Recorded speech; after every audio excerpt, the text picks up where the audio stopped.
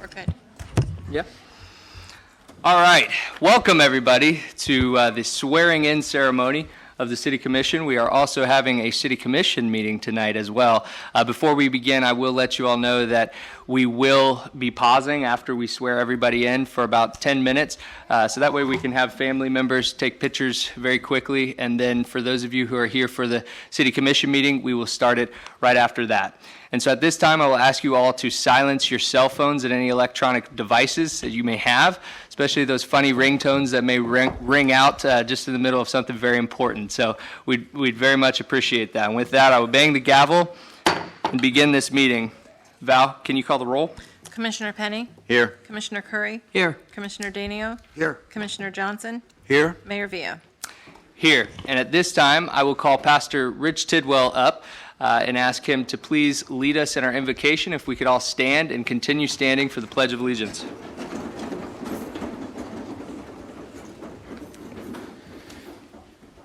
As we enter into our prayer, I'd like to read 1 Timothy chapter 2, verses 1 and 2. I urge then, first of all, that petitions, prayers, intercession, and thanksgiving be made for all people, for kings and all those in authority, that we may live peaceful and quiet lives in all godliness and holiness. Let's pray with that in mind. Heavenly Father, we thank you. Lord, we thank you for this nation. We thank you for the state of Florida. We thank you for the city of Holly Hill. Lord, I thank you for each servant represented here. I thank you that they've dedicated their lives to ensuring that we, the people, may live peaceful, quiet lives, that we may lead our lives in peace and in joy with you watching over each one of us.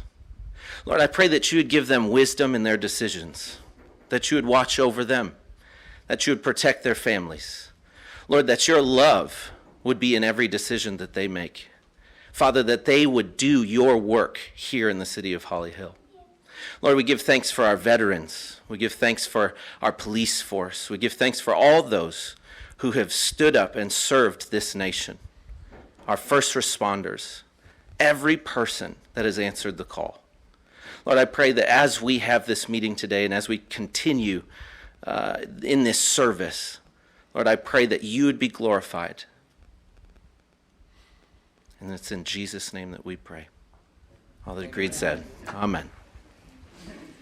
I pledge allegiance to the flag of the United States of America and to the republic for which it stands, one nation, under God, indivisible, with liberty and justice for all. All right. Thank you, Pastor Rich. Really appreciate that.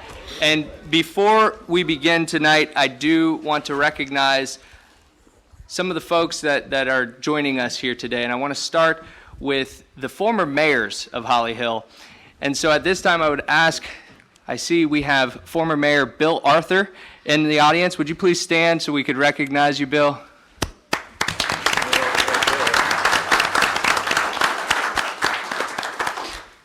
Bill, I grew up when Bill was the mayor, and I look up to you, and I really appreciate you to honor all of us by being here tonight, and thank you for your service. After him, my father was elected mayor, and he's here, of course, tonight. He better be here. He's here in the front row, and that's Roland Villa. Thank you, Dad.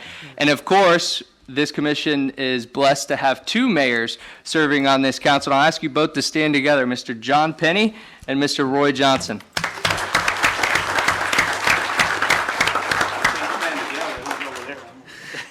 Yeah.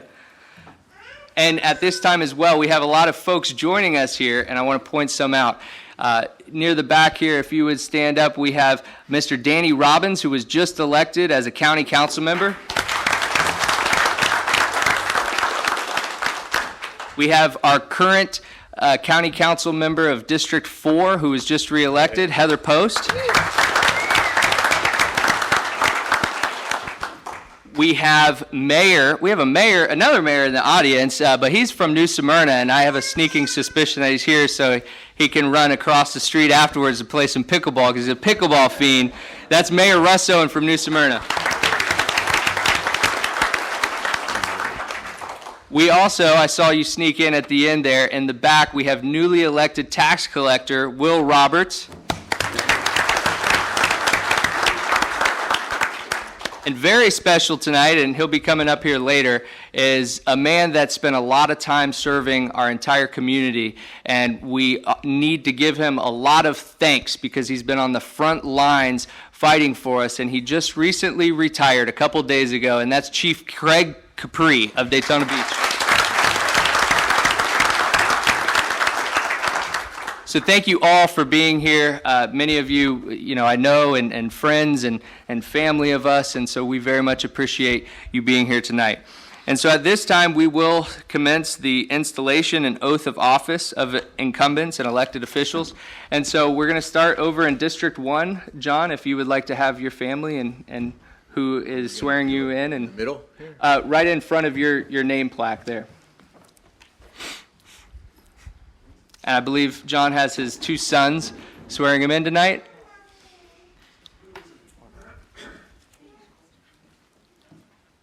And his wife, Claudia Penny, will be holding the Bible. So I'll shut up now. I, John Penny, do solemnly swear I, John Penny, do solemnly swear that I will support, protect, and defend that I will support, protect, and defend the Constitution and government the Constitution and government of the United States and of the state of Florida, of the United States and of the state of Florida, that I am duly qualified to hold office that I am duly qualified to hold office under the Constitution of the state of Florida, under the Constitution of the state of Florida and the Charter of the City of Holly Hill, and the Charter of the City of Holly Hill, and that I will well and faithfully perform and that I will well and faithfully perform the duties of the office of City Commissioner the duties of the office of City Commissioner of the City of Holly Hill, of the City of Holly Hill, which I am now about to enter, so help me God. which I am now about to enter, so help me God.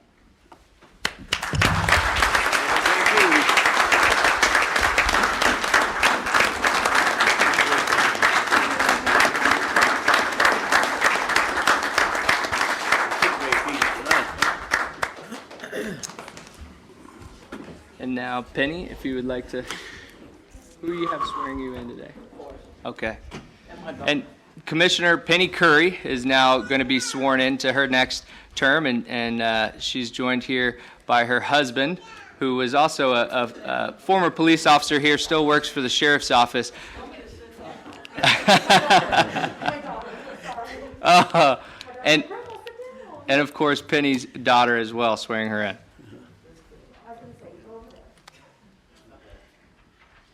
I, Penny Curry, do solemnly swear that I will support I do solemnly swear that I will support, protect, and defend protect, and defend the Constitution and government the Constitution and government of the United States of the United States and of the state of Florida, and of the state of Florida, and that I am duly qualified to hold office and that I am duly qualified to hold office under the Constitution of the state of Florida under the Constitution of the state of Florida and the Charter of the City of Holly Hill, and the Charter of the City of Holly Hill, and that I will well and faithfully perform and I will well and faithfully perform the duties of the office of City Commissioner the duties of office of City Commissioner of the City of Holly Hill, of the City of Holly Hill, which I am now about to enter, so help me God. which I am now about to enter, so help me God.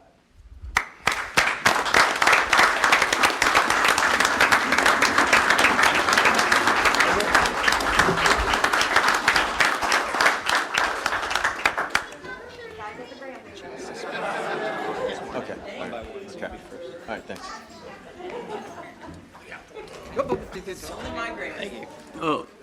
Congratulations, Commissioner Curry. And now we have Commissioner John Danio being sworn in here by Pastor Chuck McEwen of UBIC. I, John C. Danio, do solemnly swear that I will support, protect, and defend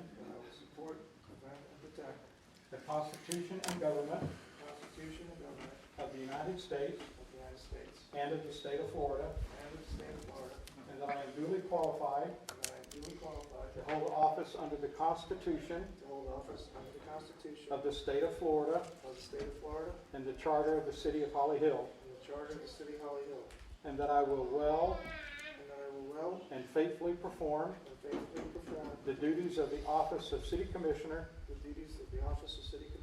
of the city of Holly Hill, of the city of Holly Hill, which I am about to enter, which I am about to enter. so help me God. So help me God.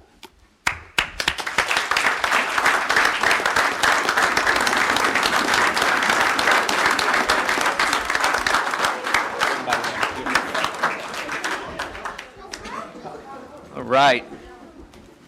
Thank you and congratulations, Commissioner Danio.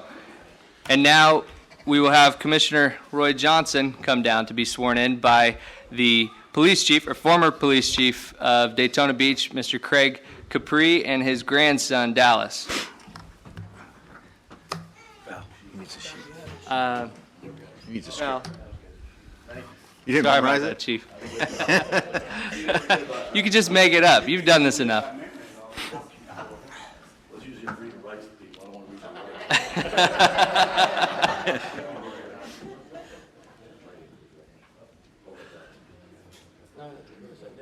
No, you put your right hand on the Bible.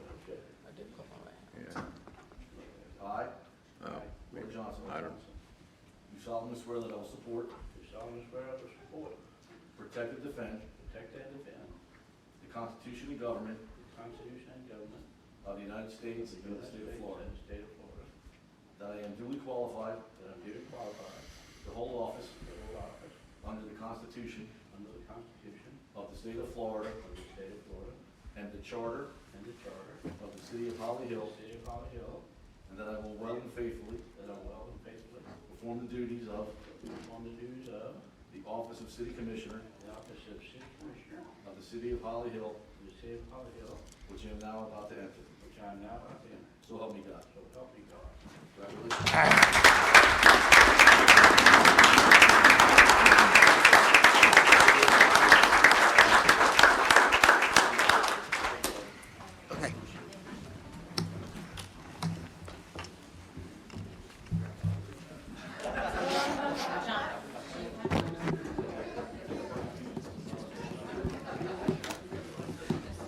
Pastor Chuck has it. You've only lost them 3 times. There's only 5 people to make. I was first elected in 1997, and I've kept a secret this whole time. There's a little truth to be brought out. The truth is, in the Villa household, there is a woman that has been the wife of a mayor and now the mother of a mayor. She's the real secret behind the whole thing right there, my wife Julie.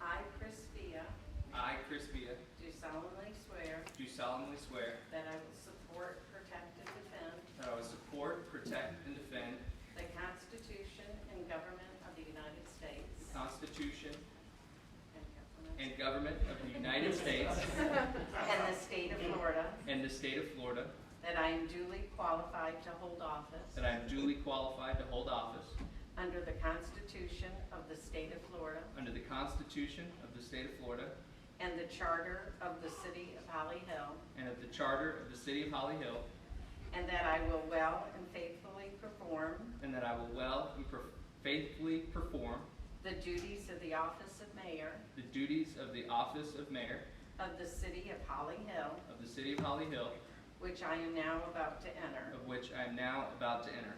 So help me God. So help me God. Amen.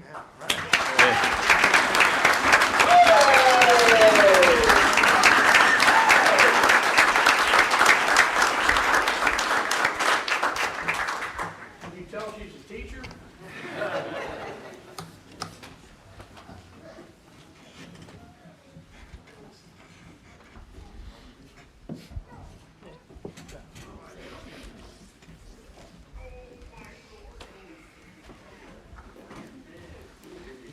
You would think after all the times of practicing that, you wouldn't skip over a couple words, right?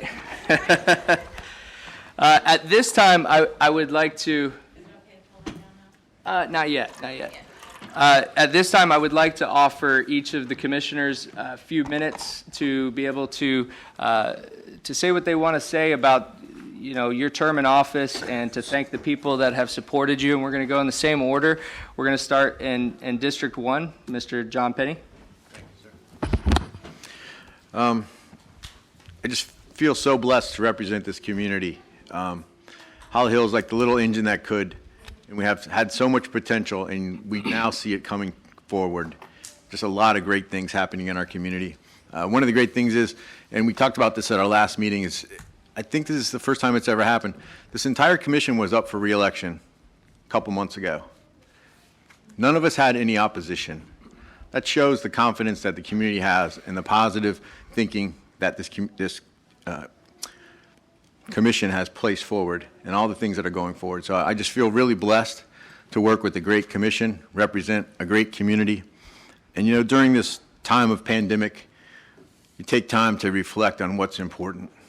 And as long as I have my faith, my family, and my health, you can take everything else away from me.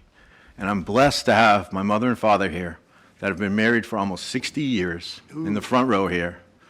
My wife,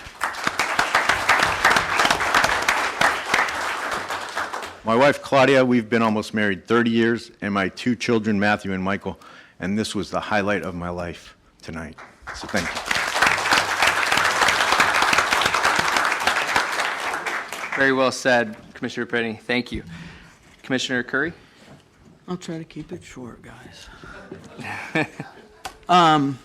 As entering into my 5th term of office, I've thought over the past several days, from 2012 until current, first of all, this is one of the best commissions I have had the privilege to work with, and I'm ecstatic that we have, 2 years. No, it's 2 years. The rest of you have, oh yeah, it's 2 years. Right. The rest of you have 4 years, but that's okay. We'll do what needs to be done. And the emails that I received from constituents today congratulating me on an appointment without opposition, and to have all 5 of us be unopposed sends a clear message to me that this commission is on the right road. We have done so many positive things since we were brought together a couple of years ago. Actually, we've been together longer than that, a couple terms. And so many positive things for our community, positive that we have lined up for our community. I am just blessed, privileged. I want to say thank you to my mom, who's in the audience, for all the support through the years. My husband, Forrest, we've been married for 37 years, and I couldn't be happier. God handpicked out my husband for me. I know that's what happened, because anybody that can tolerate me had to be handpicked by God. Can we amen that, or? No. My daughter, Kelly, her husband, Ryan, who is also an officer with South Daytona. Thank you for your service, young man. And my 2 wonderful grandkids that are here out of 6 of them, Adeline. Hi.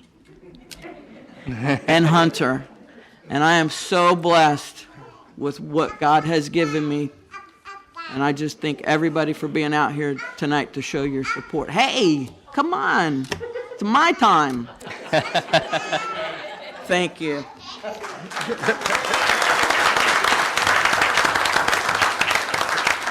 Thank you, Commissioner Curry. Congratulations. Now, Commissioner Danio?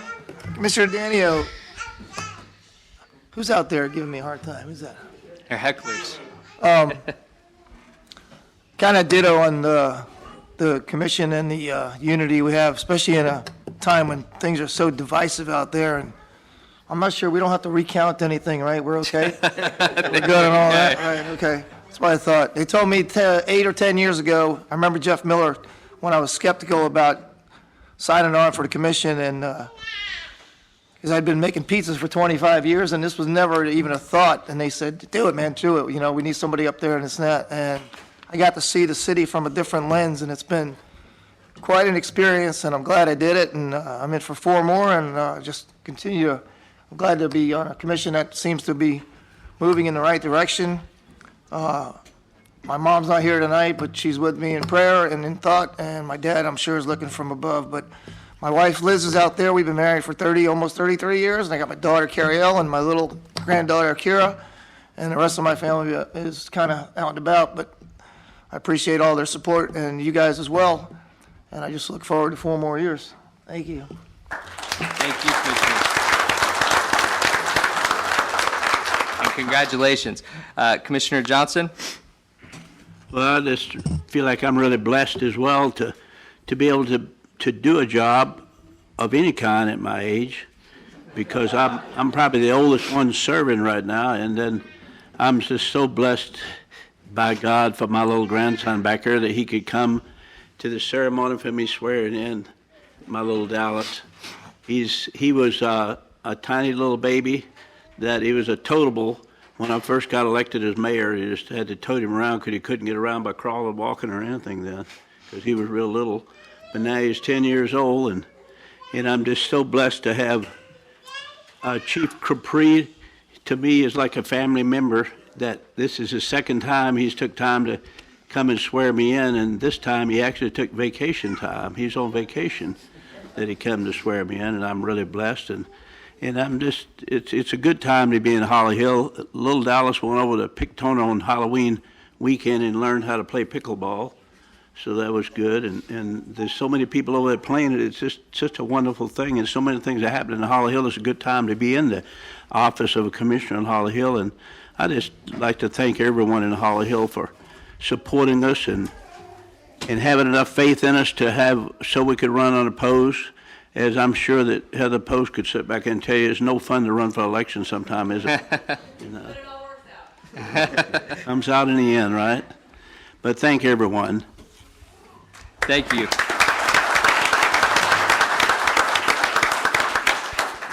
Thank you, Commissioner Johnson. At this time, too, I forgot before, I believe Councilwoman Heather Post wanted to come up and say a few words. If you would come up, please. This is our County Council member who is our representative here in District 4. So thank you for coming to the mic. Thanks for having me, and I won't take up very much of your time, but as most of you, I feel like I should be talking to everyone. But, as you all know, I have 4 cities within my district. I have Ormond, Holly Hill, Daytona Beach, and a little bit of DeLand. And so it's a very large district, but I have to tell you, when I first came in, and you all know, I asked everyone in my district, reached out and asked various questions, and the people of Holly Hill said, hey, what about us? I haven't been paid very much attention to by the county. So I feel like from the very beginning, I've taken Holly Hill sort of under my wing, and you're an amazing community, by the way. And I'm just very, very grateful and very blessed to be a part of your community and to have you in my district as well.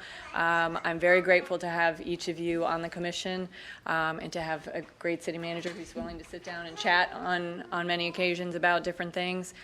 Each of you have been very open about reaching out and connecting with me on anything that we need to take care of, and I'm very happy to have worked with you in that aspect. I'm very much looking forward to more openly dealing with you, Mr. Mayor, in the future, and collaborating a little bit more, and so very much looking forward to that. But congratulations to each of you, and Holly Hill has such great potential and is just such a deeply rooted, just such a beloved community. So congratulations to each of you. Thank you. Thank you very much.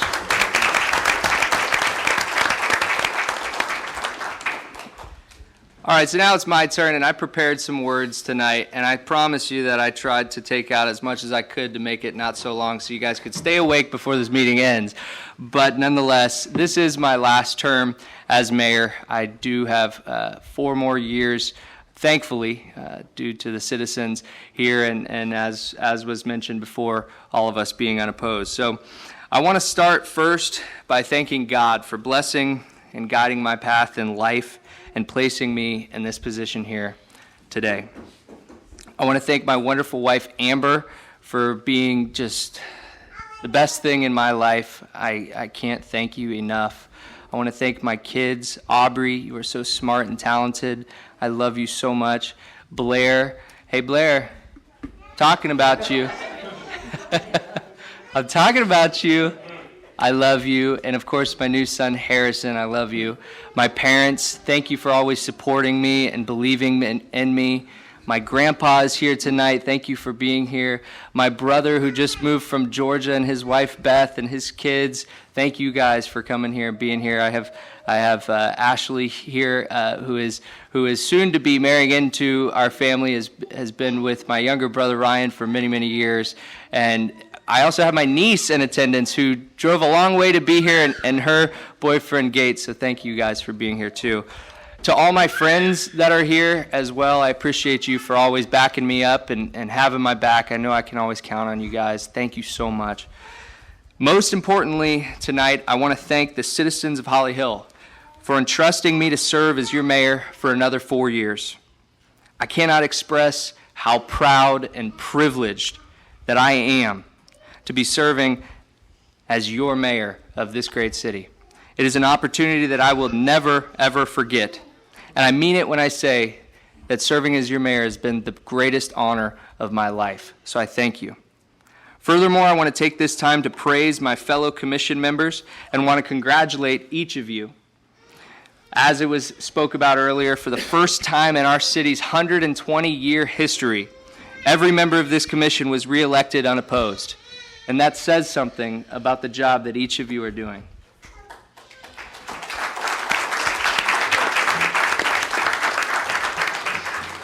We may not all always agree on everything, and that's for sure. But one thing that's common among us is that we allow for civil disagreements, and we each have a passion and love for our community that we always put before our own selves. We work transparently in front of our citizens, we engage with our community, and we take input and listen to everyone while we form our stances. And I thank you all for this type of servant leadership. In the past few years, we've accomplished a lot together. We've navigated 2020 and the challenges that it has presented us with, such as COVID. We've helped our citizens make sure they were able to pay their utility bills when times were tough. We stood up for our community to receive expedited COVID testing lanes and even had the state pick up the tab for that. We've advocated for our business community to reopen safely and helped over 100 businesses receive well-needed stimulus money during this pandemic. We've welcomed many great new businesses and oversaw many business expansions, such as the new 14,000 square foot Florida Healthcare headquarters, the growing Synergy Billing Complex, the expansion of Ace Hardware headquarters, the addition of a huge world-class gymnastics and dance center, the completion of the $5 million pickleball and community center right here across the street, and many, many other businesses and restaurants. We've championed cultural and community engagement, including an annual art show, a car show, and several other public events held here at City Hall. And with the rising concern of crumbling infrastructure across Volusia County, Holly Hill stepped up and began one of the largest street repaving projects in our city's history, repaving 15 of our worst roads this year in Holly Hill and working towards an annual repaving plan in order to fix and maintain all of our city's roads. Of course, this success couldn't be done without a stellar team behind us, and that is our city employees who back us up. They take our ideas and they turn them into reality. They make sure that the policy we set is carried out dutifully. They work day in and day out to move this city forward. So thank you to Joe Forte, our city manager, for leading our team on a daily basis and working so hard for us. Thank you. Thank you to all of our department heads for your support of this commission's will and for always making sure that we are fully prepared with all of the information we need to make the best informed decisions. Thank you to every employee that wakes up every day and comes to work to make a difference for our community.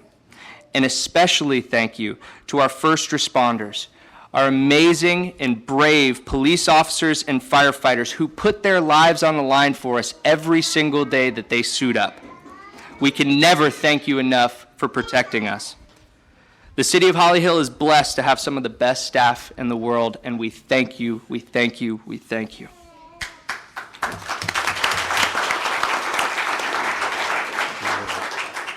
When I first ran for office, I campaigned on moving our city forward, and we have been successful in doing so far. I'm proud of this progress, but I'm even more excited about what our future holds. So some of the things I look forward to working on with you all over the next few years are helping our local economy recover. We will support our citizens who may be struggling and make sure we offer the tools and resources to our businesses as they get back on their feet again. Continuing to do our best to keep our taxes as low as possible. Encouraging new businesses to make investments in our city.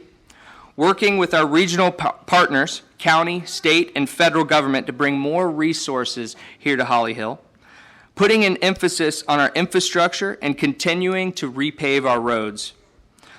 Lower our crime even further by fully and unequivocally, and this is very important, fully and unequivocally supporting our law enforcement.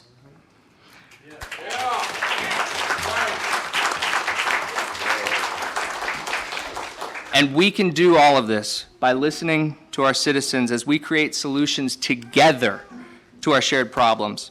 And in doing so, we will continue to improve our city's image. So in closing, and I said this when I first started my term as mayor, and it is as true today, I am Holly Hill proud. It embodies the reasons why I first ran for office, because I love this city. I'm proud of where I came from.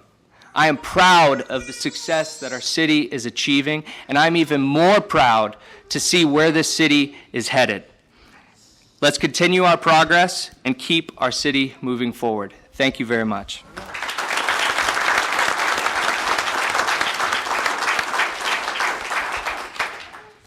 All right, and so at this time, I will call for a recess of about 10 minutes, so that way we can get some pictures done, and then we will reconvene our meeting. Anyone is welcome to stay for that meeting, but we will recess for 10 minutes here. Thank you.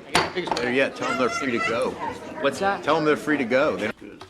All right, we ready, Val? Are we rolling? All right, we ready, Val? Are we rolling? All right, we ready, Val? Are we rolling? All right, we ready, Val? Are we rolling?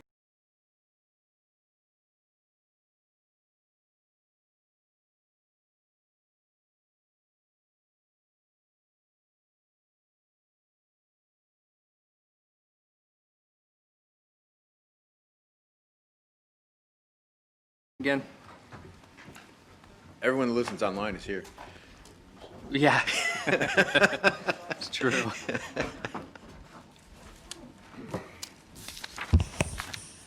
Are we ready? We're good. All right, thank you, Val. At this time, I will call this meeting back to order. Thank you very much for the people in attendance that have things on the agenda tonight for allowing us that opportunity. It doesn't get to happen often, so. At this time, we will actually move to our reorganization of the City Commission and to our selection of the Vice Mayor. So I was reading through our charter again, and Do we need a roll call? no, because we're just reconvening. But I will call for a motion or discussion for selection of Vice Mayor, as it is the sole decision of this commission. So if anyone would like to nominate someone or self-nominate someone, now would be the time to do that.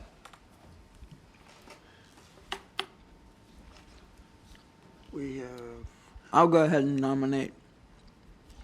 Excuse me, I was It's okay. hungry. Got caramels in your teeth? I'm gonna nominate Commissioner John Penny.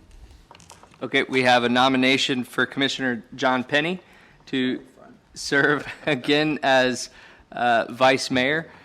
Is Second. okay, there's a second to that. We have a motion and a second. So at this time, we will open this up to the floor. And is there anyone else in the audience that would like to speak to the commission about Mr. John Penny's appointment to Vice Mayor? Seeing none, I'll. I have a question. Uh-oh. I'm trying to siphon it through him. What is the term, 1, 2, or 4? It's for 1 year. 1 year. Thank you. Name and address. Yeah, you name and address for the record. Roland Villa, 534 Eagle Drive. Breaker. Rule breaker. Yeah, just because your son is the mayor, you know you can't do that, right? I know people. No. All right. So with that, is there any discussion? I will just comment that I think Commissioner Penny does an outstanding job as representing us if you're not available. And I believe his leadership skills are worthy of Vice Mayor. Yep. Once again, Thank you, ma'am. you're very welcome. Don't talk past the sale. Don't. I agree. And I'm assuming, Mr. Penny, you will accept, right? Yes. And so with that, we will call for the vote. All those in favor signify by saying aye. Aye. All those opposed, motion carries unanimously. Now we'll move to the appointments of our boards. We have the East Volusia Regional Water Authority and the Transportation Planning Organization. And what I would ask from this commission tonight is that we reappoint our current members unless someone would like to step off. Yes, ma'am. I would just like to clarify with Mr. Forte, they moved at the last meeting to disband, and Mr. Chisholm advised staff to move forward with that, so, The East Volusia yeah. Regional Water The Authority? status of it is, I've been trying to disband that board. Well, they are. Since I got back They here. just needed to find out administratively what needed to be Well, done. it's in the bylaws. It's not that complicated to figure out. So I don't know what trying the to get- status of it is. I haven't gotten word. In fact, they reappointed some members at the other commissioner's last commission meeting. So as soon as I get notification that it is Okay. in the process of being disbanded, I will let you know. I believe you're the member of that board, Yes, correct? I am, and no, I am Well- not trying to get out of a job. Well, let's go ahead and But I just reappoint you didn't to want that. it to a point when Well, just in case it But- hasn't disbanded, we can appoint you. if I'm on it's- board. And then it'll be. Great. All right, so anybody else, would you like to continue serving as our TPO Because all representative? it's been, since I've been on, it's been virtual, and this getting, it really needs to come back to having a meeting so we can get something done. Yep. You can't really get things done in a virtual meeting. Yeah. Amen. All right, well, I'll take that as you both will do that, so I will open the floor to a motion to appoint Mrs. Penny Curry to the East Volusia Regional Water Authority Board and Commissioner Johnson to the Transportation Planning Organization. Can I have a motion? So moved. Second. We have a motion and a second. Now we will open this up to the public. Is there anyone in the audience that would like to speak on the nominations tonight? Seeing none, I'll close public participation. Any discussion needed? All those in favor signify by saying aye. Aye. All those opposed? Motion carries unanimously. Now we will move to recess the City Commission meeting and convene as the CRA. In the CRA agenda, we have our first item, 2020-R-61. Mr. Simpson? Resolution number 2020-R-61 by title only for first and only reading.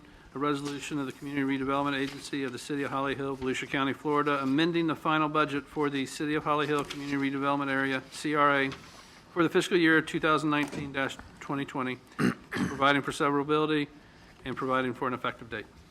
Thank you, sir. Mr. Forte?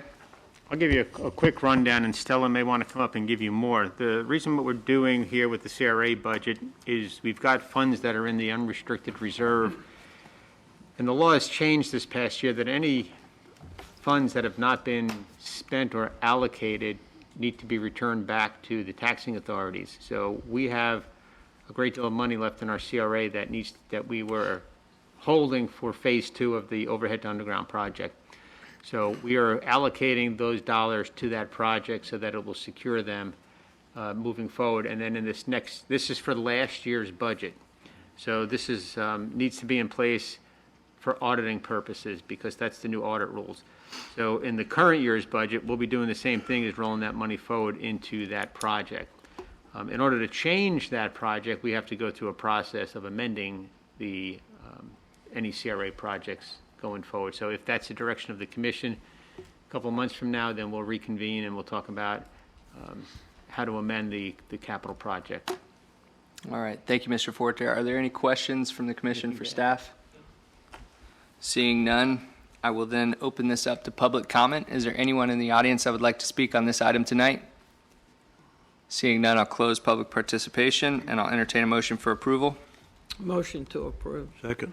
We have a motion and a second. Any discussion needed? All those in favor signify by saying aye. Aye. All those opposed? Motion carries unanimously. Now we will adjourn as the CRA and reconvene the City Commission meeting. And that takes us to item 7, our public comments. Is there anyone in the audience that would like to speak to the commission? All right. Seeing none, we will close public comments and move to approval of minutes. Can I have a motion to approve the minutes? Motion. Second. We have a motion and a second to approve the minutes from August 25th, 2020 workshop goals and objectives and the October 27th, 2020 regular city commission meeting. Is there anyone in the audience that would like to speak to the commission on this item? Seeing none, I'll close public participation. All those in favor signify by saying aye. Aye. All those opposed, motion carries unanimously. Now moving to our consent agenda, items 1 through 4. Is any member of the commission, would you like to remove an item on our agenda tonight? Yes, sir. This really doesn't deal with the consent agenda, Mr. Mayor, but on our regular agenda, item 2, which is Resolution 2020-R-67, I think we should pull that and discuss it at next week's workshop in a little more detail. I concur with that. Thank you, Vice Mayor.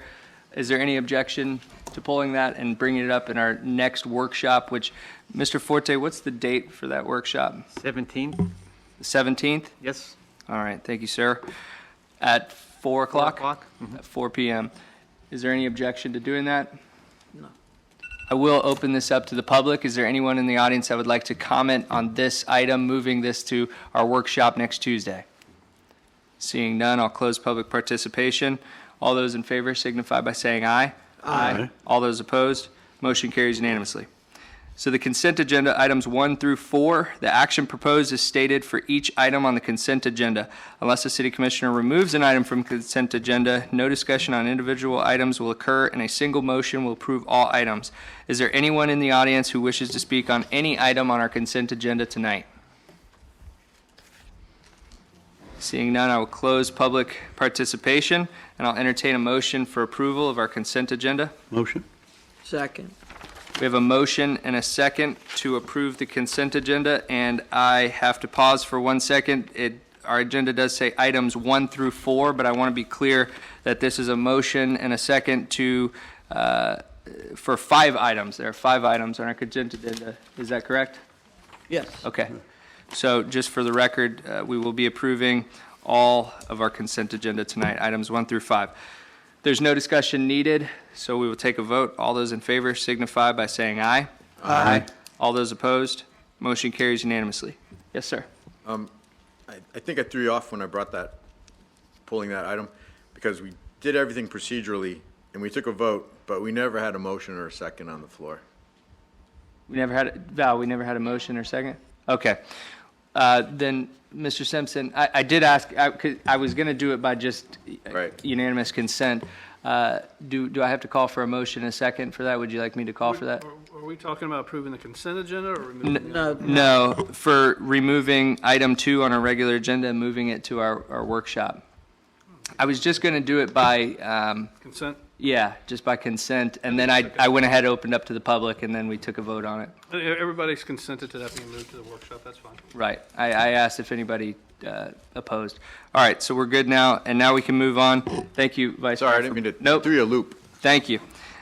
Now we'll move to number 1 on our regular agenda, Resolution 2020-R-66. Mr. Simpson. Resolution number 2020-R-66 by title only for first and only reading. A resolution of the City Commission of the City of Holly Hill, Volusia County, Florida, amending the final budget for the City of Holly Hill Community Redevelopment Area, CRA, for the fiscal year 2019-2020, and providing for severability and providing for an effective date. Thank you, Mr. Simpson. This Mr. is- Forte. This is the same item that we just spoke about under the CRA agenda. It's the same thing that the City Commission approves it both as the commission and as the CRA agency, so there's nothing different. Thank you, Mr. Forte. Are there any further questions for any members of the staff? At this time, we will open this up to the public. Would anybody in the audience like to speak to this item to the commission tonight? Seeing none, I'll close public participation, and I'll entertain a motion for approval. Motion. Second. We have a motion and by Commissioner Danio and a second by Commissioner Johnson to approve Resolution 2020-R-66. Is there any discussion needed? All those in favor signify by saying aye. Aye. All those opposed? Motion carries unanimously. Now moving to our public hearings tonight. Ordinance 2020-0-3030. Mr. Simpson. Ordinance number 2020-0-3030 by title only for first reading. An ordinance of the City of Holly Hill, Volusia County, Florida, annexing by voluntary petition approximately 9.4 acres identified as parcel number 4244-01-04-0080, contiguous to the City of Holly Hill, redefining boundaries of the City of Holly Hill to include said property and the adjacent right-of-way of 10th Street, directing the city clerk to file the ordinance with the clerk of the circuit court, with the chief administrative officer of Volusia County, and with the Department of State, providing for conflicting ordinances, providing for severability, and providing an effective date. Thank you, Mr. Simpson. Mr. Walker, take it away. Good evening, Mayor, City Commission. The applicant is Attorney Glenn Storch, and he's requesting to annex 9.4 acres of property that's known as 1088 10th Street, together with the adjacent right-of-way of 10th Street and Vine Streets. This is on the northeast corner of the intersection of 10th and Vine Streets. The parcel is obviously completely within the confines of the county of Volusia. Al, can you pull that up on the overhead? It does have a single-family home on it that was built in 1958, and the applicant is requesting a voluntary annexation into the city. One of the things that staff does in looking to see whether or not the requirements for annexation are met is we look at Florida Statute Section 171.044, and there are things there that discuss, for example, is the property contiguous to the city? Is it an annexation that will result in a city limit that's reasonably compact? Is it going to create an enclave? And things of that nature. So we review the requirements, and it's staff's opinion that the requirements are met in order to annex into the City of Holly Hill. The Commission should know that this request does precede a request for a comprehensive plan amendment and a rezone. Right now, the parcel obviously has a zoning that is compatible with what Volusia County has. It has a future land use that has been assigned by the County of Volusia. When it annexes into the City of Holly Hill, we are required by law to give it a zoning that's reasonably compatible with what it was rezoned, and a future land use that also is reasonably compatible with what the future land use was in the County of Volusia. We will request a medium density residential future land use. Right now, the land use is urban medium intensity in Volusia County, and we will request an R6 zoning. Right now, the zoning in Volusia County is R5. The difference between them is that the R6 zoning that the city will be requesting, or the applicant will request, does allow a slightly higher density per acre, which would be about 4 additional dwelling units per acre. So just to let you know, that will be something that you will be seeing. However, there's several acres of wetland that wouldn't factor into that, correct? There are several acres, or a couple of acres of wetlands. We look at the net acreage. So if you were to pull out the acreage that's not able to be built upon wetlands, I don't know if the applicant is going to request mitigation for the wetlands, but if they don't, once you're looking at the wetlands, and you're looking at parking, and you're looking at the other things that are on the property, they may have 7 or 6 acres that are buildable. So an additional 4 dwelling units per acre. If you're dealing with 6 acres, you're looking at maybe 24 units total. That would be additional. At the meeting of September 14th, the Board of Planning and Appeals heard this matter. Their vote was split, with 2 voting in favor for the annexation and 2 voting against it. And primarily the reason at the time was that there was still some question as to whether or not the annexation would create an enclave. And so the request was made that we conditionally approve it or recommend approval conditioned upon having the enclave issue resolved. And some felt that they wanted the issue resolved prior to recommending it. And so that's why we had a 2-2 split. The issue, again, has been resolved, and there is no longer an enclave. Based on that, staff does recommend that the City Commission annex approximately 9.4 acres of property on the northeast corner of the intersection of 10th and Vine Streets, and that's more particularly known as 1088 10th Street, together with the adjacent right-of-way of 10th Street and Vine Street. Perfect, thank you. And I'll ask you to just stay close in case we have other questions. But at this time, I'll ask Mr. Storch, who is the applicant, if you would like to add anything or answer maybe the question of Vice Mayor, if you had something to add. I would. Thank you. And just state your name and who you are for the record. For the record, my name is Glenn Storch, and I represent the applicant in this case. And, you know, I want to start with something. I have done my best to try to encourage investment in Holly Hill because I think it's up and coming. I think it's appropriate. I think Holly Hill is, you can see the staff and the commission work with you to try to create economic value. And so that's what we're doing in this particular case. Once this thing gets up and running, once you have homes on this site, you're looking at a value of approximately $10 to $15 million.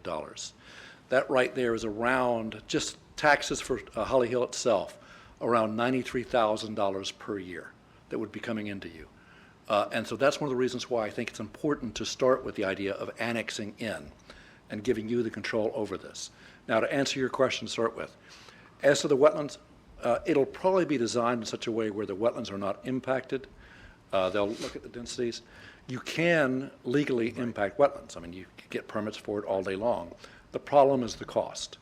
When you impact an acre of wetlands, you have to pay into a mitigation bank, and that could cost you around $140,000 just for that 1 acre of wetland impacts. So typically, people will work around the wetlands and use them as an amenity. I was just trying to make the point that the density might not be as great as the complete acreage there. Well, that's the thing. You're looking at an overall density to start with, and then you see how you can design this in a way that deals with density, deals with the market, deals with the project itself that we want to look at. Don't forget, when we do this, you're going to come up. We're going to come and see you with that plan, with your site plan review and the subdivision. Great. Yes, Vice Mayor. Mr. Storch, would you or the applicant be opposed to a PUD zoning? We're just talking annexation now, but I like the use of the PUD in the zoning because, you know, someone could come in and say, this is what I'm going to do, give me the zoning, and then they flip the property and another guy comes in and doesn't do it. But with the PUD, the citizens, the residents are assured of what's going to be there. So I just didn't know if that's a tool that I know you're familiar with it, but are you in favor of it? Are you in favor of it? It's funny you say that because, like I say, I've been doing this for about 40 years. When I started, no one did PUDs. And I like PUDs and special things because what you do is you take a unique piece of property with unique problems and you design around that and you create a contract between the landowner and the government as to how to deal with those issues. This, to be honest with you, is not that kind of property. It's a piece of property that's in a residential area. It's a fairly square piece of property, and when they come in, it'll be a residential project. It probably doesn't require a PUD, which has a lot of additional costs involved for the applicant and a lot of additional cost as far as city staff time. So in this case, I'd say probably not necessary. What I do find fascinating is that many municipalities, some of them are afraid of PUDs because they think, oh, well, they're going to negotiate us out of this. And you guys are saying, hey, why don't we look at seeing what we can do? So I appreciate it. Okay, thank you. But in this case, no, it probably is not appropriate. If it was a unique circumstance, if it was on the water or something, I'd say yes. But I think this is going to be a fairly, I don't want to say, it's going to be a residential subdivision that will work out just fine. Thank you. Okay. Thank you, Commissioner, or Vice Mayor. Are there any other questions for the applicant or for staff? All right, thank you very much, Mr. Storch. And we'll come back to you when we do our comp plan or our zoning. I'll see you again. Perfect. Thank you, Mr. Storch. Appreciate it. All right, is there anything further you wanted to add? Okay, thank you, Mr. Walker. At this time, we will open this up to the public. Is there anyone in the audience that would like to speak on this item here tonight? Seeing none, I will close public participation, and I will entertain a motion for approval. Motion. Second. We have a motion by Commissioner Johnson for approval and a second by Vice Mayor Penny. Commissioner Curry beat me. No, that's okay. It doesn't matter. For the record, though, all right, Commissioner Curry has the second for the record. And is there any discussion needed? All those in favor signify by saying aye. Aye. All those opposed? Motion carries unanimously. Thank you, Mr. Storch. Thank you. Appreciate it. Now we will move to number 2, ordinance 2020-0-3032. Mr. Simpson. Ordinance number 2020-0-3032 by title only for first reading.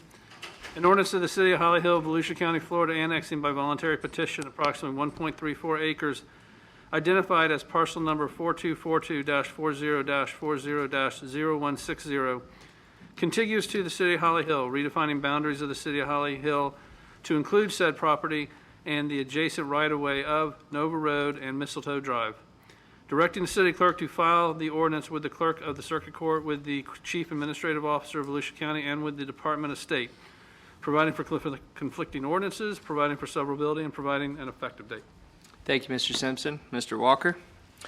Yes, this is a request for another annexation. This property is approximately 1.34 acres in size. It is known as 1652 Nova Road, and it's basically approximately 400 feet north of LPGA.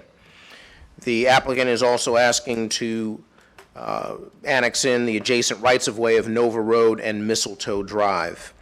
This particular property is currently vacant. It's used as a parking lot. It's adjacent to the business and is just used for, at this point, parking of vehicles and things of that nature.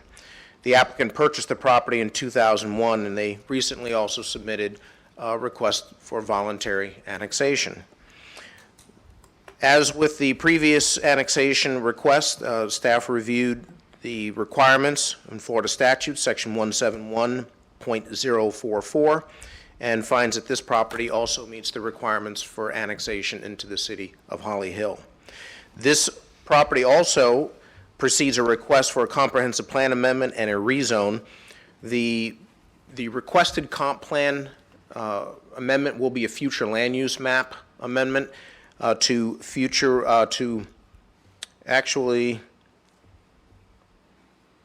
it will be commercial future land use, and the rezone would be to CC1 commercial corridor. Currently, it has a mixed-use zone in Volusia County, and the future land use is I-1 light industrial. The uses that will be requested will be compatible with what is currently permitted, so there will be no great density changes or surprises or anything to the commission. At its meeting of November 2nd, 2020, the Board of Planning and Appeals voted unanimously to recommend approval of the request to annex this property into the City of Holly Hill. And based on that, staff recommends that the City Commission annex approximately 1.34 acres of property on the west side of Nova Road, North Nova Road, approximately 400 feet north of LPGA Boulevard, and that is more specifically known as 1652 North Nova Road, together with the adjacent rights-of-way of Nova Road and Mistletoe Drive. Perfect. Thank you very much, Mr. Walker. Are there any questions for staff? At this time, I will invite the applicant to come up if you would like to add anything. You don't have to if you don't want to, but I'll answer questions if anybody has any. are there any questions for the applicant? Thank you. Thank you. All right. At this time, we will go ahead and open this up to the public. Is there anyone in the audience that would like to speak to the commission on this annexation tonight? Seeing none, I'll close public participation, and I'll entertain a motion for approval. Motion. Second. We have a motion by Commissioner Johnson, a second by Commissioner Danio. Is there any discussion needed? Thank you and welcome to our city. I know it's been a long time coming, so thank you very much for coming. Thank you. And with that, we will go ahead and take a vote. All those in favor signify by saying aye. Aye. All those opposed? Motion carries unanimously. Thank you, sir. Now we will move to our communications. We will move to our city manager. Is there anything you have for us tonight? A couple of items. I sent an email out to you about a week or two ago with regards to electric vehicle charging stations that FPL had contacted me about. They were looking to put 4 dedicated electric vehicles charging stations over at Pictona in an area that the city would approve. It wouldn't cost the city anything to have these charging stations installed. It wouldn't cost the city anything to have these stations maintained over a 10-year contractual period. What it would cost the city is $50 per parking space per month, so $200 per month for 10 years for these electric vehicle charging stations to be available. The reason for that is it pays for the electricity on an on-average basis, allowing for a vehicle to charge up to 4 hours at a time in that spot. Daytona Beach Shores has a similar charging station over there. Sometimes some folks, I read in the News Journal not too long ago with regards to the shores that some of the residents were concerned that the taxpayers were paying for this bill, that people would come and charge their vehicle at no cost. And why would we do that? Why would we use taxpayers' money to do it? The focus of what FPL is trying to do is concentrate on being more environmentally friendly, because they believe that in 2025, 20% of the cars on the road will be electric vehicles. And they're looking for different places to put these charging stations so that people that are coming into the area and visiting will have places to charge their cars. They get a mobile app when you buy an electric vehicle, and it shows you where all the different charging stations are, that as you travel, unlike you and I, that when our tank gets to a certain level of emptiness, some people fill up at a quarter tank, some people try to push the envelope. But with electric vehicles, they tend to try to top off the batteries every opportunity that they get. So they look for more and more places to charge. So the question that I have, and this is well within my spending ability, however, I believe it's more of a policy issue as to whether or not this is something that the city should engage in and get involved with. But the big question that you may be asked is, why are the taxpayers' monies being spent to allow people, and most likely it will be visitors in the area, not necessarily residents, that are using these charging stations, except if you get a resident that does have an electric vehicle, they will probably charge their vehicle there every day. So I kind of leave it up to you to see what direction you'd like to go in and any feedback that you have. Mr. Forte, are you looking for a motion tonight? Are you looking for consensus or just a discussion? Well, they're looking for a decision to go ahead and move forward with this. So if we're ready to move forward with it, we certainly can. If we're not ready to move forward with it, we could say no, not ever, no, not now. Come see us in about a year or two. So it's really open for your purview. Okay, perfect. I'll open to the floor to anyone who wants to throw out their opinion right away. I think it's a good idea, to tell you the truth. I think it's coming in the future, and we need to join in on it, because the electric vehicles are coming, and there's so many places that are going to have charging stations, and we need to be a part of it as well. I mean, it's not that much of a cost to charge them. I mean, if they're going to put the charging stations in for us for free, you know, the power company is, so. Thank you, Commissioner I think Johnson. it's a good idea. Vice Mayor? Joe, what's the commitment at the 10 years? Because I would imagine the equipment's only going to last 10 years. Are we solely responsible at the 10-year mark? Or do they At the end of the 10 years, replace it? they have the option to either remove the equipment or sell the equipment to the city at a negotiated value. Okay, because I'm just crunching. You guys know I'm the math guy, right? So for $50 a month, it's $1.67 a day. Per space. Per space, times 4. If I could get someone to come hang out, I'm trying to sell them the city of Holly Hill for $1.67, and they're going to sit there for 4 hours. Maybe they're going to walk over to City Hall. Maybe they're going to walk and buy a sandwich next door. Maybe they're going to go buy a trailer next door. Maybe they're come buy a pizza down the road. I don't know, but maybe they'll go see pickleball. But if you can get someone into your community for $1.67, and we think most of you is going to be visitors, and show off our city and show off Pictona, it's well worth the money from a business perspective. Maybe even Commissioner- go up to Hollow Hill, up to Bob's Space Race and buy a game. Maybe. Commissioner Danio? Yeah, I mean, I'm kind of on the fence about it. I don't know if it's time, but, I would just support the rest of my commission and know which direction they think is proper, so. All right, thank you. Did you have a comment? I also feel like it would be a good venture for economic development, possibilities. So I think I might be in favor of it. All right. I want to make sure that first off, since it is in your spending ability, I think that you see that you have consensus up here already to go ahead and move forward. A couple things that I want to make sure when you go through the contract is to make sure, and I think you've already talked to them about this, that the parking spaces aren't going to take up premium spaces up front, because we still are not at a level of a lot of electric vehicles on the road. That's one thing. I don't know if anyone else has any other opinions or suggestions or ideas that they want to throw out, but now would probably be the time before he negotiates that contract. Joe, these are generic charging stations. I know Copper Bottom, Tesla put in 2 Tesla charging stations there for no cost to them. I don't see anyone ever charging their car there. I don't know how many Teslas we have in Volusia County, but this is a generic one with charging. This one, yeah, I think Tesla has a unique charging adapter where all of the others have a unified charging adapter. I brought this up with Mr. Forte too because I don't know. Is anyone in the audience know?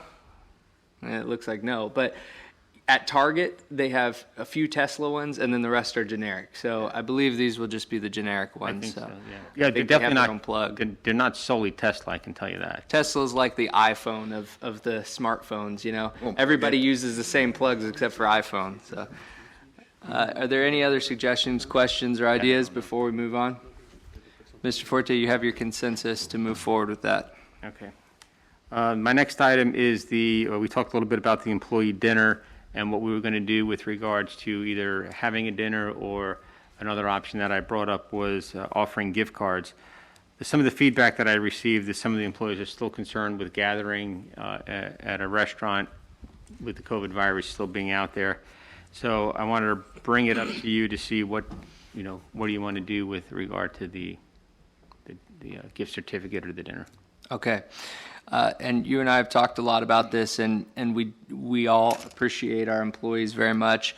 And due to COVID, because we can't be meeting together, I do believe, since we have it budgeted, that we should appreciate our employees by treating them to a dinner, and it would be a good way to do it. So I would suggest that the gift cards would be to a restaurant, and to equal it out to what we have budgeted. But one thing that I will not be in favor of is, and I hope the commission backs me up on this, I feel uncomfortable with accepting a gift card from the city, and I believe that since we are the voting body to then allow us to take a gift card, say a $50 gift card to a restaurant, I feel it's a slippery slope, and along with our city manager. And so I would be supportive of the employees receiving the gift card in lieu of our appreciation dinner, but I would ask if we could all refrain from receiving that.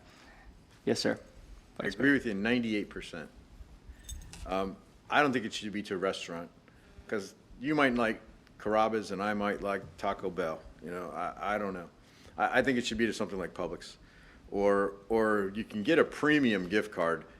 A $50 gift card I think costs $52.50 to just give them a MasterCard gift card. There's a charge to buy a MasterCard gift card. $4.95 because I just bought it. Is it that much? Is that It premium? was for the last $50. Well, I know Joe and I talked about it. This time of year, there's a lot of specials. If you buy 100 gift cards, they give you like 20 for free. Mm-hmm. So Right. I don't know. I think everyone goes to Publix.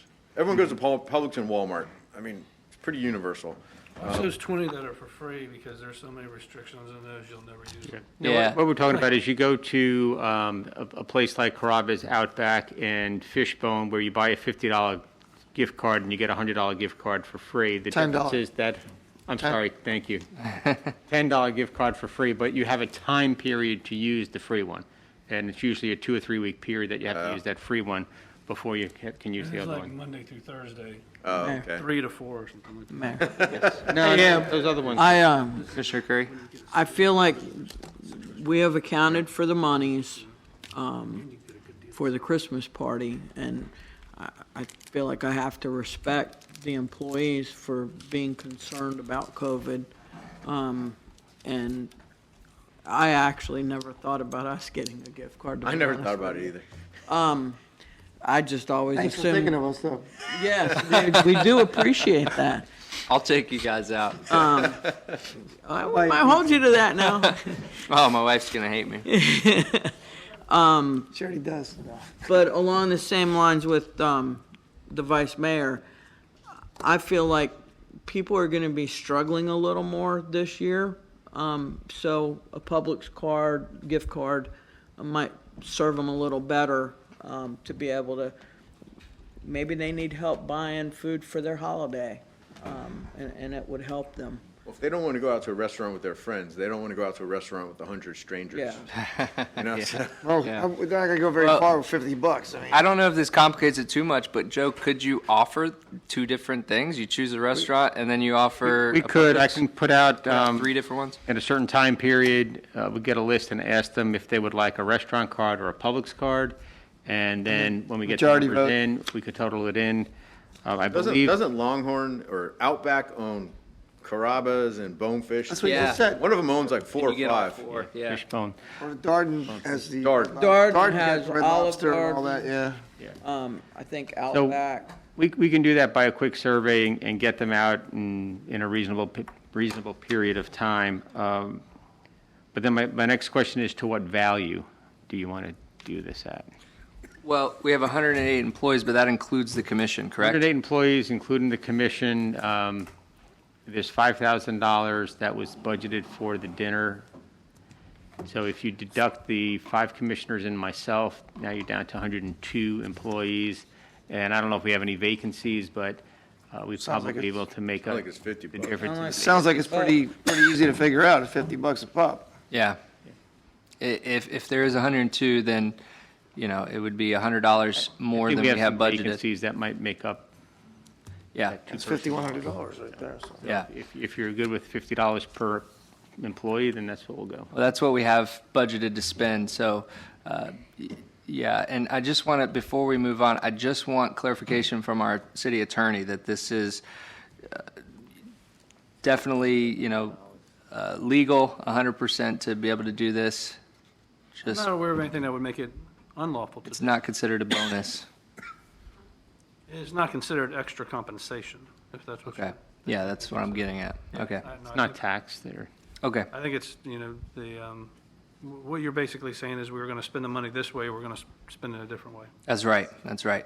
I would never necessarily budget to do this, but in lieu of this pandemic and the fact that we can't all have them meet together, I will be in support of this. Do you need a motion for that? Would you like that in a motion or just consensus? I'm fine with consensus. We have a Okay. record for it, that there's no objection. Is there anyone given that the objects? option. All right. For the record, no one objected. Okay. The last meeting, I told you that FPL was offering us some money to spend that they had to put back into the community. And we were looking at a tree, an artificial tree for the front of City Hall, and we just don't have a place to store that, the design that they are. So they agreed to purchase a Hansel and Gretel ornament that we'll put on the front lawn, and we'll recognize them each year when we do our lighting ceremony.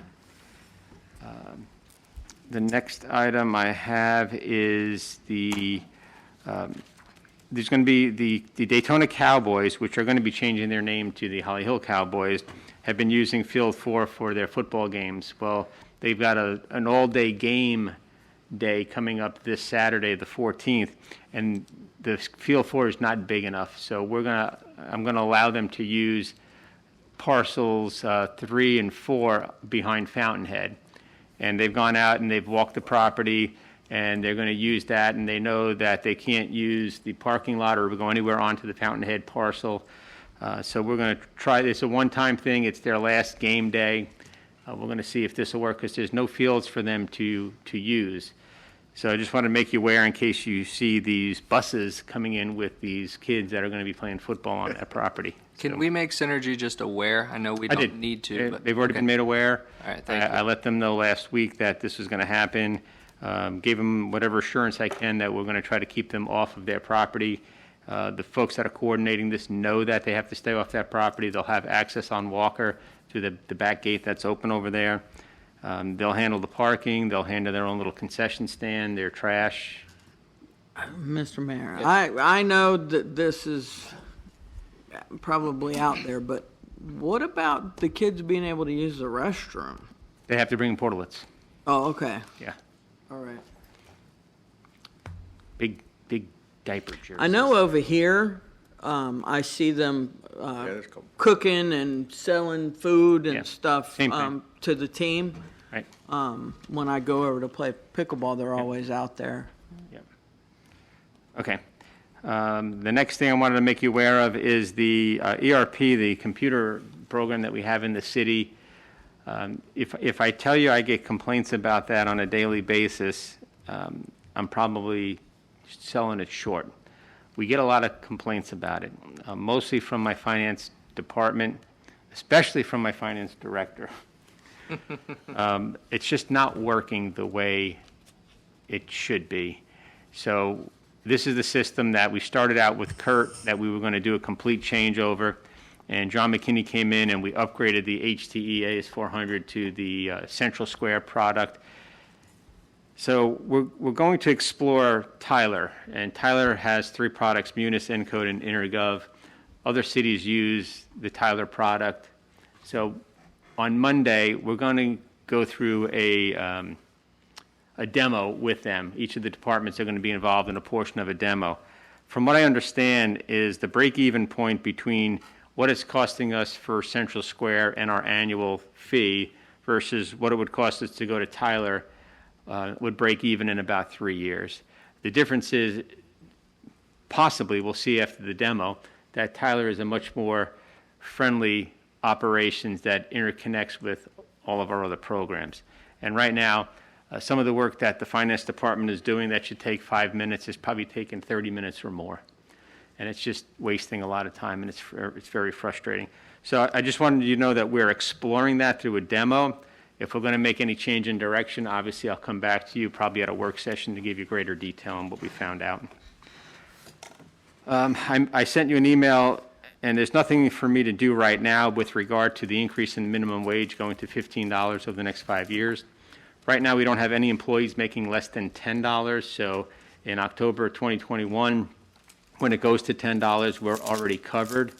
My greater concern is the compression that this is going to cause, and I've got 3 union contracts coming up after the first of the year, and we haven't quite figured out how we're going to address that. So just know that this is going to be difficult for a small city like Holly Hill to try to incorporate a $15 minimum wage. And not that that's the hard part. That's not the hard part. We can probably do that and potentially absorb that cost within our operations budgets. It's the compression issues. You know, when I'm starting a police officer and a firefighter out at $16 or $17 an hour, and then I'm starting a custodian out at $15 an hour, that's going to be a problem. So we're going to be in for a pretty tough negotiation season come this spring. And then lastly, just a reminder of the work session on Tuesday, the 17th at 4 p.m. We'll be discussing Pictona and some reserve funds. And that's all I have. I'll be off half a day tomorrow and Thursday, Friday. My son's getting married. Attaboy. The last one. So. That's right. Congratulations. All right, Mr. Simpson, do you have anything for us? Okay. Madam Clerk, do you have anything? All right. Mr. Gutakis? All right, thank you. I just want to say very quickly, thank you so much again to this commission. It's been a great 2 years as mayor, and I'm really looking forward to the rest of this term, and it's been said a lot, but we are moving forward, and it's very... I received an email today, like you alluded to, and someone just was praising the city and how much progress that they've seen in the last few years and praised us all for it. And, you know, of course, I responded to give staff a lot of credit for that. But it feels good to be moving in the right direction, and that we don't have any controversies that we have to try to navigate through. And this has been a tough year, 2020, with everything that's happened. And now with a presidential election that seems to still possibly not be over with. And my fear is that now half of the nation, no matter who is actually sworn in January, they will look at them as illegitimate. And we are in a divisive world today, and it's just very gratifying that we don't have that here in the audience. And through this city's history, we have had tough times, and we have filled these chambers with people wanting to throw nasty words at the commission, and it's just really nice. And I think that it shows that all of you are in this for the right reasons. So I just want to thank you once again and make that clear. Joe and I attended yesterday the first Mayor's Roundtable, meeting back together finally. So we're going to start talking about more issues coming up, and especially we're going to talk a lot about the challenges that may come for us for going to the minimum wage, among other things, and Amendment 10 and the implementation of that as well.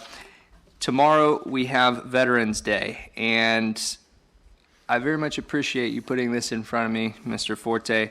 Tomorrow, out front here, our VFW is going to be holding the Veterans Ceremony like they do every year at 11 o'clock.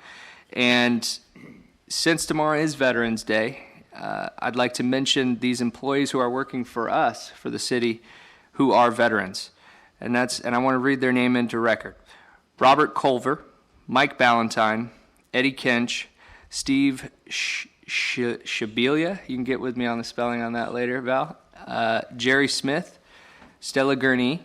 I didn't know you served. Thank you very much, Stella.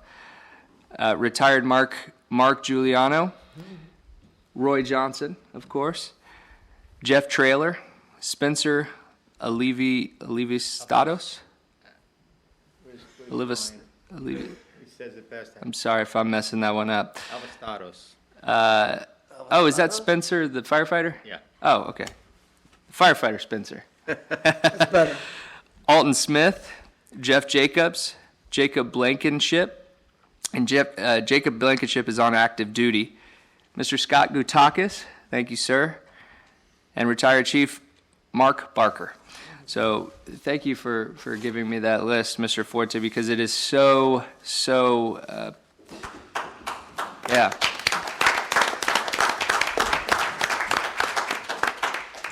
It is so important that we honor our veterans, not just on Veterans Day, but every day.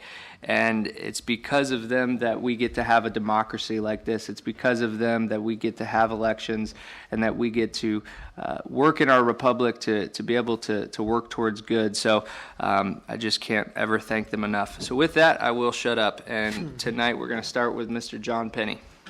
Oh, okay. Thank you. Couple things coming up. Just like to recognize Mr. Tony Casada for that fantastic car show that was held on our front lawn a couple weeks ago. Unfortunately, I was out of town, but thanks, Tony, once again. Thank you. Mr. Mayor, you mentioned the emails that you got, and I just wanted to, we're seeing the hard work of the people before us. So I'd just like to thank people like Bill Arthur, your father, Gillis Blaze, for serving this community for years. Yeah. Things started to turn in this community when they had the courage to fight the pitchforks for the Marina Grande. And you saw those things coming, and so we're seeing the fruits of their labor. So thank you guys for that. Well said. Very well said. We have an upcoming League of Cities meeting, Volusia League of Cities. It's going to be virtual again. We had one 2 months ago. It's on December 3rd. If you can, you'll be getting emails soon. Important thing on that meeting is we're recommending to change the bylaws. We now have 9 board of directors. We're anticipating expanding that to 11. and we're looking to expand it to Orange City and Daytona Beach Shores. We will also be, if it passes, we will be accepting nominations from the floor, so it's not a done deal for those two cities to be coming on board. But I've personally asked Mayor Gary Blair, many of you know him, I was holding off until his election. I think he'll be a fine addition to the board. So if you can log on and vote to that. We probably won't be gathering again until well after the first of the year, having any dinners. We propose today to reduce the membership fees to the League of Cities for next year by 50%. To the municipalities as well as all associate members. Mr. Storch has already left. He's an affiliate member of the League of Cities. So we just haven't been able to meet. We haven't been able to interact face to face. And so the people that support the organization, a lot of the contacts that you make are at the meeting before the meeting, or the meeting in the parking lot after the meeting. So that's something coming up. And what else did I write down here? Oh, one last thing. I'm going to be Debbie Downer on this, I guess. One thing that came up on our Volusia League conference call today was COVID and holiday activities. And I polled the 9 members there today, and no one is hosting a live Christmas tree lighting ceremony, and no one is hosting a Christmas parade for fear of a major spreader event. It appears that most of the cities, they're having their Christmas tree lighting, but they're just maybe having some of the elected officials there, they turn on the lights and they zoom it to nobody that's ever gonna watch it. Some of the communities have gone so far as to invite Santa Claus down from the North Pole and ask him to ride on the back of their fire trucks and drive through the town at a designated time. Some have just asked Santa Claus to come sit on their city hall steps. And unfortunately, with this COVID, Santa can't interact with the children. So I don't know. I know a couple months ago, we had this conversation. Do we cancel it? Do we not cancel it? We said, no, let's not cancel it because there's hope. But I'm having second thoughts. I know I was all against it 2 months ago, and I sat here and we talked long enough that I came up 180 degrees, and I was all for it. But I'm just really feeling apprehensive about pushing forward with that event that we can't control social distancing. When you look at the national uptick in the numbers, it's incredible. The numbers are off the chart. When we look at Volusia County, we went up, we went down, and now the curve is going back up. So I'm just throwing it out there. The only reason I'm bringing it up tonight is we don't meet again. We'll have the workshop, but we can't take formal action at the workshop. We don't meet again until after the Christmas parade would happen. So I'm just going to throw that on the table, and we have 15 minutes to discuss this topic and have all you guys talk, because Valerie has to be home because This Is Us comes on at 9 o'clock. So. Yeah. Well, I'll go first, Vice Mayor. I mean, surprise, surprise, you know where I'm at. I don't want to cancel the Christmas parade or the tree lighting ceremony. And, for many reasons, especially with our community needing Christmas more than ever. And I understand that the other cities may not be doing it, but I don't want that to dictate what we're doing. No, and I'm not saying getting in suit, but I met with Valerie today after my League of Cities conference call. The bands have backed out. Mainland's backed out. Seabreeze's going to send us 6 kids. There's less than 15 people that have registered to be in our parade, which is going to be the world's fastest parade. And these people that signed up months ago. I know, who are the Bears? The elementary school that's the Bears. They're not going to come. Mm-hmm.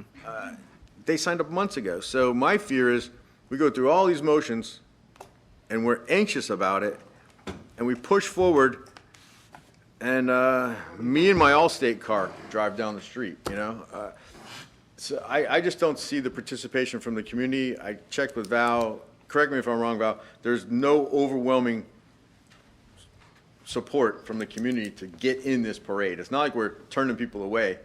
I think if we host the parade, it may be a disappointment. We're gonna look dumb, huh? Yes. As I felt before when we took the vote, I was very concerned about the numbers and the possibility of the uptick, which unfortunately has happened.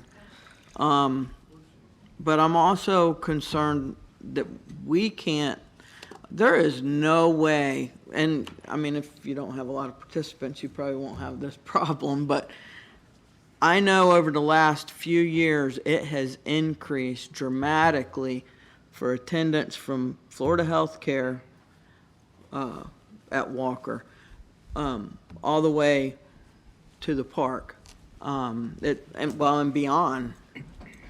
And I'm just concerned that if we did have a crowd like that for a normal parade, there is no way we can expect our officers to try to have people social distant or wear masks or what have you.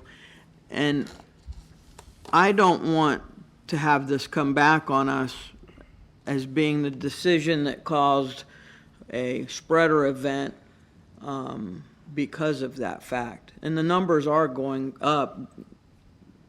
I don't know when they might come back down again, but I just feel as though it's not appropriate to have it this year. And we can try to come up with something to where, I know last time was mentioned, streaming old parades or something along those lines for people to watch. But I just feel it would be irresponsible of us to push forward with it. When you look at the Macy's Thanksgiving Day Parade and how much they're scaling that down, they're not letting the bands and the groups interact with the crowds. Well, none of the Oh, I thought they schools, weren't doing it at all. No, they're gonna have doing it? little stations. Okay. And so- none of the schools are going to allow the kids to participate. I mean, like you said, we've already seen that with the bands. So Yeah. there might not even be a parade to talk about if the participants aren't there. Commissioner Danio? We were hesitant and apprehensive about it a few months back. We made the decision knowing that if it got worse, we could back out. We're at the place now where it got worse, we need to back out. So I don't think there's really much to decide to be responsible as a body of, people that are responsible for the city's well-being. I think it would be a mistake from what I hear from Val and from just the numbers and everything else. So, I mean, I'm in complete agreement with. Thank you, Commissioner Danio. I do think, though, the amount of people that do have it have gone up, but that death rate has gone down dramatically. And I think what we're seeing now is that this is very contagious. You can catch it pretty easily, but it just like the flu. And if you are of a certain age or immune compromised, then definitely take this serious. But I do disagree that to the respect of we have to be responsible for people making a decision based on their health. I do not believe that is what our role is. And so my difference would be that on that day, on that Saturday, they could still go to the shopping mall with tons of people around and be around many, many groups of people. They could go to the concert that's coming to Daytona Band Shell. They could go to all of these places, and they will. And so we can't dictate when and how they could be safe from a potential virus. And my problem with it is we have 169 members of our community that have had COVID, including my family, of course. And we are a town of, the census is saying probably about 13,000 coming up here. We'll know those numbers soon, by the way. It's a very small amount of people, and I understand that the other cities are canceling it, but I will not be in support of canceling it, and I understand for the reasons that you all have, which are very valid, especially the fact that we're not getting a lot of people signed up. That's the number one probably reason to cancel it. If we can't have enough people in our parade, then it's not really a parade. It's 5 minutes of driving through. So I would still like to have the Christmas tree ceremony, and maybe if you guys want to do a scale back version of that, we could do that as well. But I do want to move this along, and I know I didn't give you an opportunity to speak, Mr. Johnson, so let me let you speak. What I'd have to say is, you have to go by what's there. How many people have signed up for it? How many people are going to come? How many kids you think will be sitting along the curb wanting candy? It's kind of like an investment. If the crowd's not going to be there, the participants not going to be there, there's really no sense in having it. I mean, why put a little bit of money and effort into it if you can't have that? But I honestly believe myself that there's so many more cases of COVID coming up because there's so much more testing than we had before. The results of the test are showing the increase of number of people having it. I've known quite a few people that have it. Some of them don't even, they test positive and they don't even have any symptoms. And most people just get it and clear up with it pretty soon. I have it for a couple of days if people have. So it's a lot of it is because the mindset of the people, whether they want to participate and take a chance or not, is Warman having a parade? No. They're not going to have one at all. They canceled. And no one has signed up to come to the tree lighting ceremony. None of the elementary school kids are going to come to play the thing. There's no sense of having it. Well, and maybe for the for the tree lighting ceremony though, maybe we could do a different approach. Maybe we could do a Facebook Live. All of us could be there, and we just light the tree and we light the whole thing. And I think we can work on that. My concern is, COVID hit not a blood relative of mine, but my best friend and his wife and his entire family 5 weeks ago, and he almost died. He was moments away from being hospitalized, barely survived double pneumonia. And that was 5 weeks ago, and he's barely able to work now. And thank God for your youth. And I'm sorry that you got it, but I'm glad you recovered. But I'm a lot closer to Roy's age than your age, or my kid's age. And when it hits older people, it takes us down. And that's my fear is if I am responsible in any way, shape, or form for putting out an attractive nuisance out there called Tootsie Rolls to get people to come to get a handful of Tootsie Rolls and they get sick. And they just look back at us and go, my gut is, I want it to be normal. I wish it to be normal, but it's not normal. And it's 3.5 weeks away from right now. I fully understand. Yeah, and with that, I'll just say real quick, what you said about people doing their thing, that's up to them and all that, and I completely agree. But we're kind of in charge of whether or not to put something out there to put them in that position. Yeah. That's all I wanted to say. And I didn't mean to No. misquote you. So here's what we're going to do. I do not like to call for votes if it is not on the agenda, unless it is an emergency. This is an emergency because we do not have another meeting before this, and we need to let the people know. And it sounds like what I'm hearing that it's going down that route. So unless the city attorney tells me differently, I think I'm going to call for a vote tonight on this since it is time sensitive. We don't have another meeting in November now. So at this time, I want to open this up to the public. If there's any member of the public that would like to speak to this, yes, sir, Mr. Casada. You got to come to the mic. Notice at the car show. Wait, hold your remarks so we can get it on tape. We know who he is. Tony Casada, 7 Echo Wood, Ormond Beach, Florida. Thanks, sir. We noticed at the car show was for the kids. We had 0 children that were allowed to come to the car show. Not just the teachers in the schools, but the parents wouldn't let them come. So we did see that. Although we did get a lot of adults, we got a ton of spectators, but the kids just weren't here. And I can see a parents reasoning and saying, no, you're not going, and teachers and principals. So I just wanted to bring that up in front of the commission and the the mayor and their staff. Thank you very much, Tony. This is off topic, but thank you very much for your car show. All right, and so with that, is there, okay, we have someone else in the audience that wants to speak? It's not someone else, that's your dad. Well, at 534 Eagle Drive. And you know that I have been pro-Christmas parade. I'm so proud of this city that it has the word Christmas on the building when there's so many people trying to take Christ out of Christmas.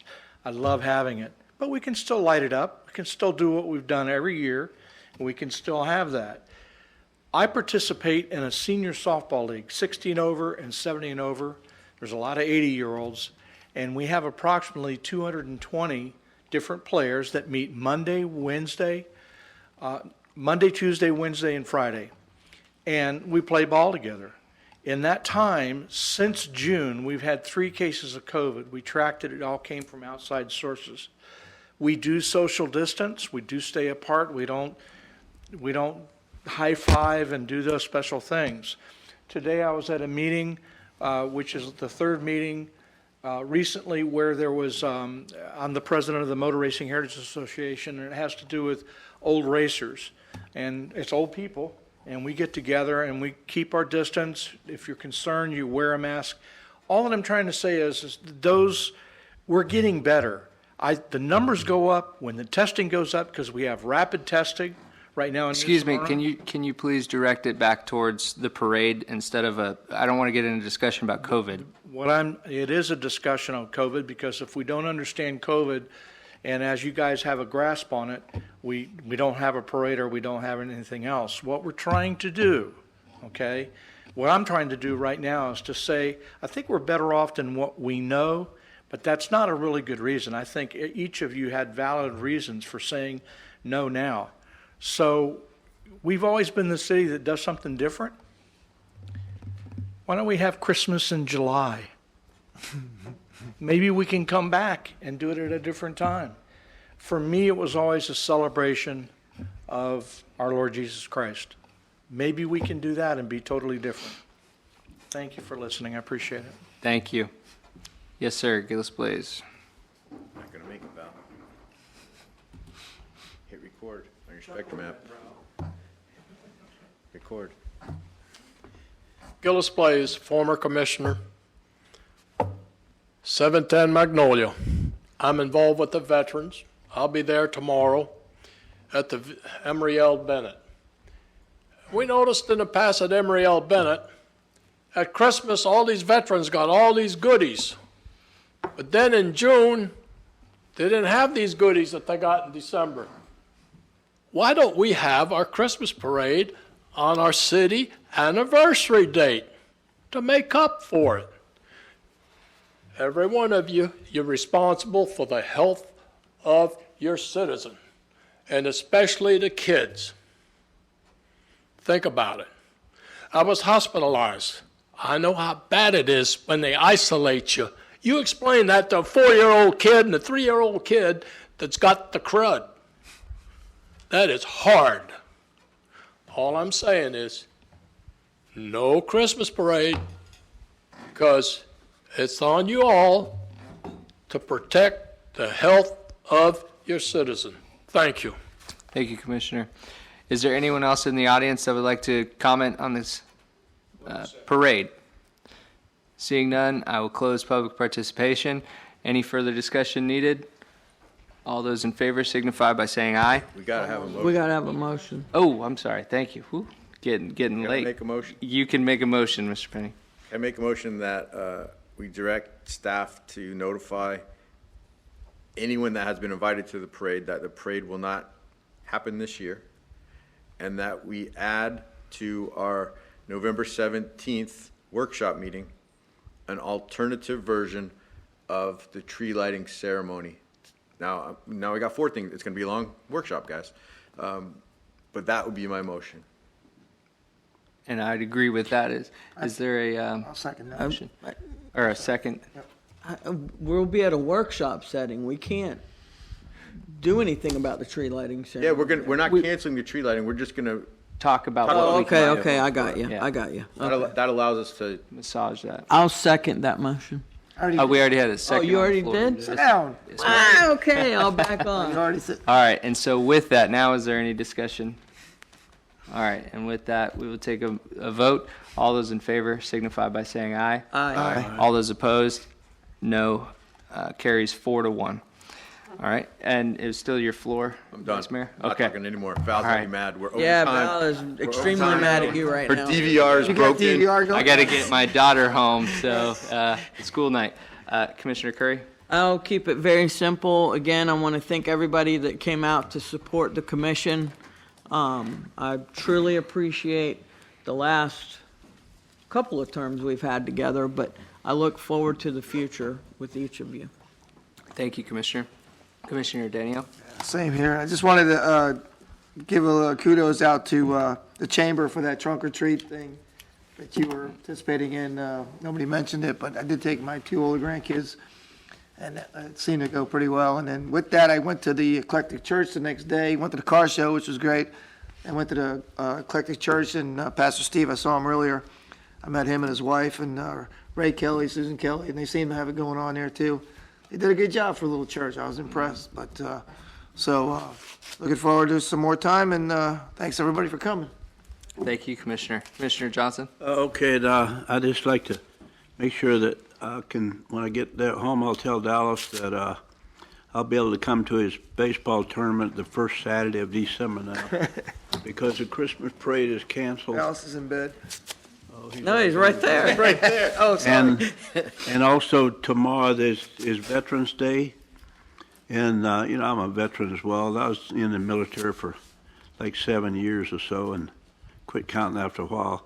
But if you're in there very long, you get exposed to a lot of different things, like a wall in Berlin, a Cuban Missile Crisis, and all the different things you go to and all, which you just forget about it a little while. It means not a lot. When you're younger, as you well know, things just kind of go by you and it don't bother you much. But the main thing you want to remember on Veterans Day is the families of the veterans. They're the ones that do the suffering, not nearly as much as the veterans. You have to uproot all the time, move here and there. You never know where, for what circumstance or whatever.